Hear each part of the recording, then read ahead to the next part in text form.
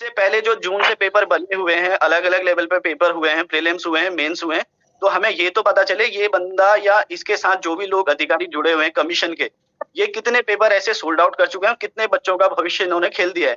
क्योंकि UK triple SC के जो एग्जाम कॉम्प्रोमाइज हुए थे, वो प्रेस से कॉम्प्रोमाइज हुए थे। यहाँ तो कमीशन के जो अति कर्मचारी वही अब ठीक है, अब खाली ये बताइए इसके अलावा और क्या? सर आज ही न्यूज़पेपर में आया है कि एई और जेई और प्रवक्ता का पेपर बेचा गया है, उसमें लोग चिन्हित भी कर लिए गए एसटीएफ के द्वारा। और प्लस सर जो सबसे बड़ी बात है कि इसने खुद एडमिट किया कि 2 सीओ और 6 एसडीएम भी पहले बनवा चुका है, आज के न्यूज़पेपर में है।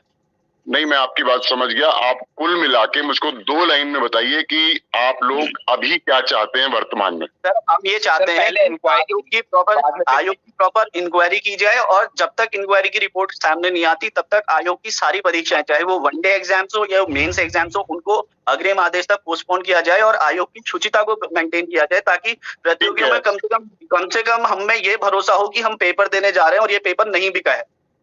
ठीक है, मैं अपनी बात कह देता हूं, आप लोग ध्यान से सुन रहे हैं जी? ठीक।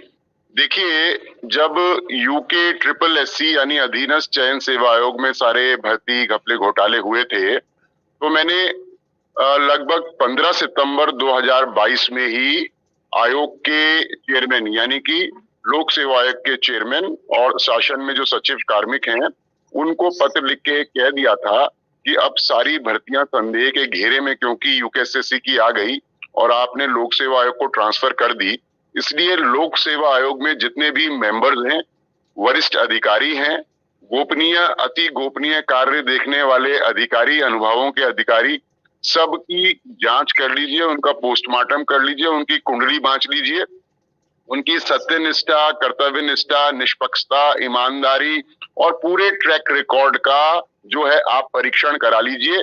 अन्यथा इसकी भर्तियों में घपले घोटाले लीकेज की पुनरावृत्ति हो सकती है।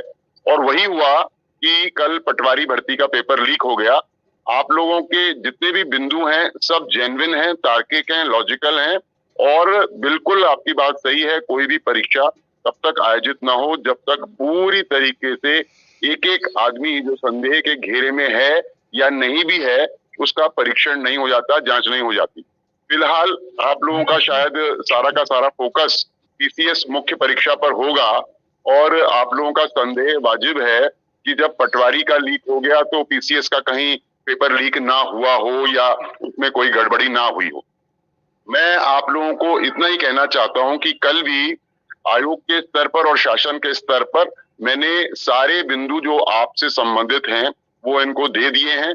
मुझे लगता है इस पर सोच विचार हो रहा होगा, लेकिन किंतु और परंतु अब मैं आपसे चाहूंगा कि आप जो भी देहरादून में रहने वाले लोग हैं, आज किसी समय 12 बजे 12:30 बजे सब एकत्रित होकर जो आपके मन में है, आपकी चिंताएं, आपकी शंकाएं, आपकी नाराजगी, आपके आक्रोश, आपके सुझाव और भविष्य में क्या होना चाहिए, सबसे आप जो है ओपन पब्लिक प्लेटफॉर्म में, पब्लिक डोमेन में मुझको बताएं।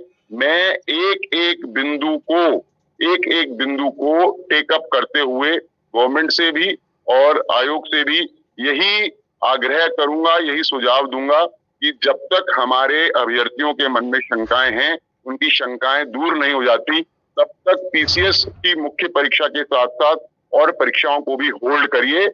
कोई लाभ नहीं है, शंका में कोई परीक्षा दी नहीं जा सकती जब तक शंका के समाधान नहीं हो जाता, निवारण नहीं हो जाता। मेरा प्रबल मत है कि परीक्षा सब होल्ड पे रखी जानी चाहिए और बहुत ही अच्छी तरह से इसकी स्क्रूटनी की आवश्यकता है और दंडित करने की आवश्यकता है और ये उदाहरण बन जाए, नजीर बन जाए कि अब कोई भी गड़बड़ी करेगा तो उसके साथ जो है आयरन हैंड से जिसे कहते हैं बहुत सख्त तरीके से कार्रवाई होगी। बाकी आप बताइए, मैंने अपनी बात रख दी है। सर आपने हमारी बात को बहुत अच्छे तरीके से समझा है सर, हम उसके लिए आपको बहुत साधुवाद देते हैं। इसके साथ ये सर सबसे महत्वपूर्ण चीज यही है अभी हमारे मन में कि कल के दिन हम पेपर दे आते हैं, आयोग तो लास्ट तक अपने कर्मचारियों का बचाव करेगा। आयोग कभी नहीं करेगा कि the people has been already compromise. वो तो सोचेंगे कि पटवारी तक ही अपना मामला रफा दफा हो जाए, यही परीक्षा हाईलाइट हो जाए। लेकिन सर आप भी इतने टाइम से पब्लिक लाइफ में हैं, आपको भी पता है कि patwari just tip of the iceberg है। इसके अलावा ऐसी बहुत सारी परीक्षाएं अलग अलग स्तर पे कॉम्प्रोमाइज हुई होंगी, क्योंकि ये अनुभाग अधिकारी अभी पकड़ में आया है, ये 2 साल पहले भी पकड़ में आ सकता था। सर एक चीज और मैं कहना चाहूंगा, आप लोगों की बात जायज है। मैं आपको 2004 का इंस्टेंस बताता हूँ।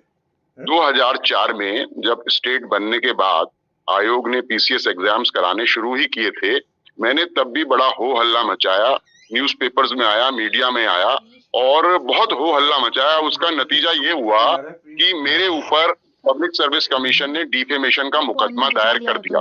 उस डिफेमेशन का मुकदमा मेरे खिलाफ 8 साल तक चला। कोई भी अभ्यर्थी, बेरोजगार, आम जन, आम नागरिक, पॉलिटिकल पार्टी कोई मेरे साथ खड़ा नहीं हुआ और 8 साल मुकदमा झेलने के बाद जो है वो बाद में कोर्ट के ही हस्तक्षेप से, बाद में और आयोग के हस्तक्षेप से वापस हुआ।